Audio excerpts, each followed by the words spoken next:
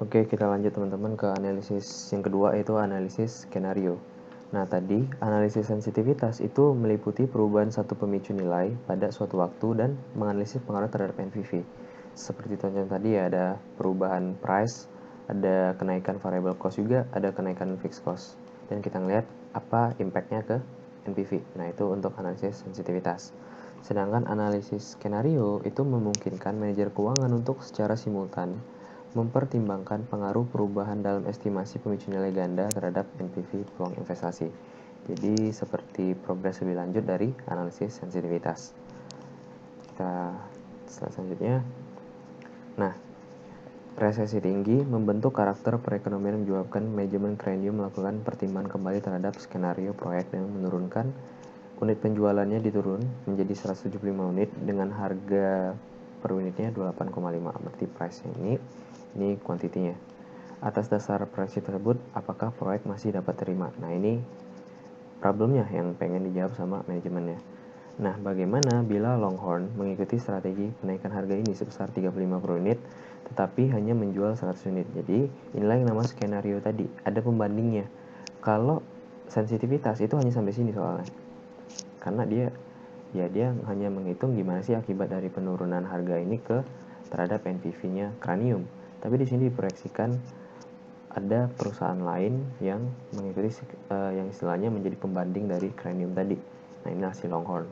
Longhorn mengikuti strategi dengan penaikan harga menjadi 35 tetapi hanya menjual 100.000 unit. Apakah yang direkomendasikan untuk dilakukan oleh Longhorn? Jadi kita lihat. Nah, jadi ini skenario tadi ya, unit salesnya udah dapat masing-masing. Sekarang soal tujuan kita adalah untuk menentukan sensitivitas NPV terhadap dua skenario. Kita dapat mengestimasi dari dua skenario dan membandingkannya. Ya, jadi ini untuk yang skenario 1 untuk yang Cranium. Ini ada masing-masingnya. Initial outlay-nya 2 juta, year 1 sampai 4, year 5 segini. Dapat NPV-nya tuh minus 326,276. IRR-nya 6,29. Yang namanya analisis skenario kita bandingkan dengan pembandingnya yang Longhorn tadi. Kita lihat yang Longhorn ini ya teman-teman, 845. Ini udah ada free cash flow-nya masing-masing. Terus baru kita lihat penilaian atas dua skenario membuktikan bahwa hal ini merupakan peluang yang beresiko karena terdapat divergensi yang lebar dalam estimasi NPV. NPV bisa saja tinggi sebesar 1.491 sekian, malah lebih rendah sebesar 326. Jadi yang Longhorn tadi ketika harganya kita balik, jadi 1,4 juta ini adalah NPV-nya si skenario 2 si Longhorn. Jadi ketika harganya 24,5 itu NPV-nya 300, tapi dengan harganya 35 itu NPV-nya bisa 1,4 juta. 1,4 dikurang 300.000, anggaplah itu ada selisih sekitar 1,1 juta. Nah, divergensi inilah atau perbedaan inilah yang patut dipertanyakan. Bisa selebar itu gitu loh. Nah, makanya tadi di keterangannya adalah NPV itu bisa saja tinggi, bisa jadi rendah gitu kan, negatif bahkan. Jadi itulah yang perlu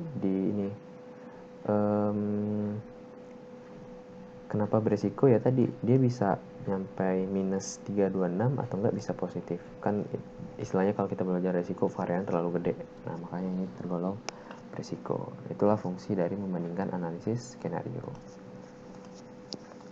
Yang kita lanjut ke analisis terakhir adalah analisis simulasi, yaitu menghasilkan ribuan estimasi nilai NPV yang angkat membentuk ribuan nilai pada masing-masing pemicu nilai investasi.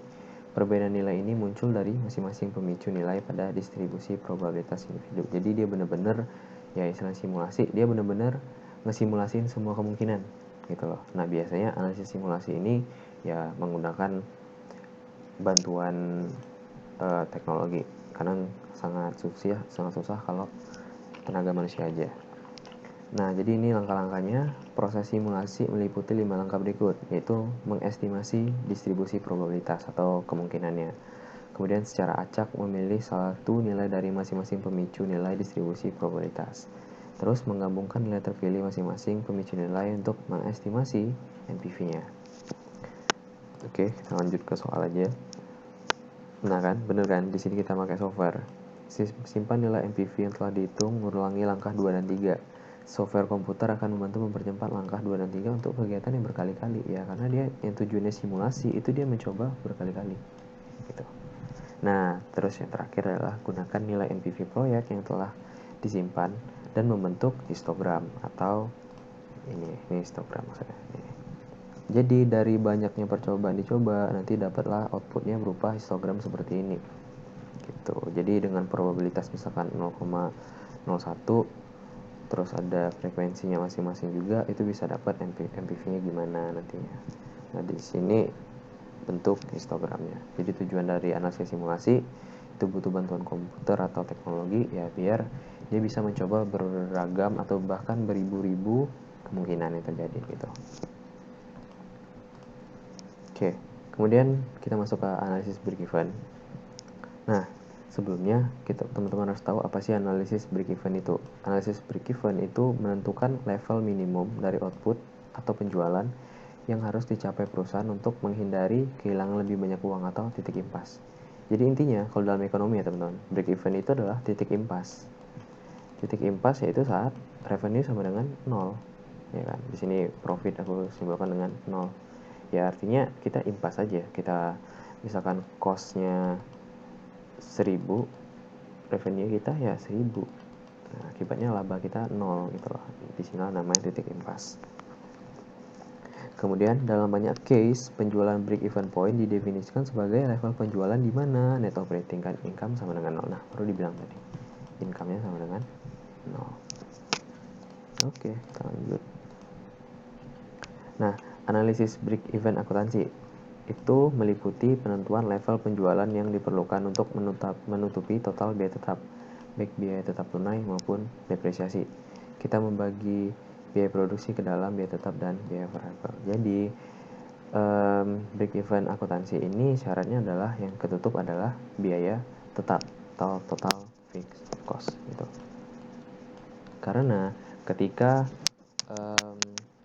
misalkan harga ini dalam ekonomi ya, harga itu lebih kecil daripada fixed cost, itu kemungkinan dia udah kemungkinan yang paling rugi. Jadi kalau posisi ini mending perusahaan keluar dari pasar ya, karena di sini benar-benar rugi. Makanya patokannya adalah fixed cost gitu. Nah,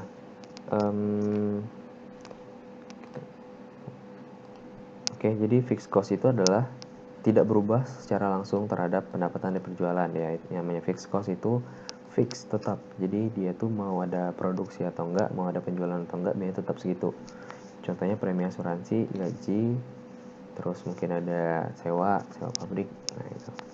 Sering dengan penjualan peningkatan jumlah unit penjualan, maka biaya tetap per unit menurun ya, karena biayanya teralokasi ke output-outputnya. Jadi kembali lagi ke ekonomi, ini fixed cost, dia tetap, ini price. Ini quantity, ini fixed cost. Kalau untuk average fixed cost, dia menurun. Nah, ini price, ini quantity. Kenapa menurun? Ya karena kan tadi average fixed cost itu fixed cost per quantity. Nah, jadi dia semakin menurun semakin banyaknya quantity. Kita lanjutin di video selanjutnya.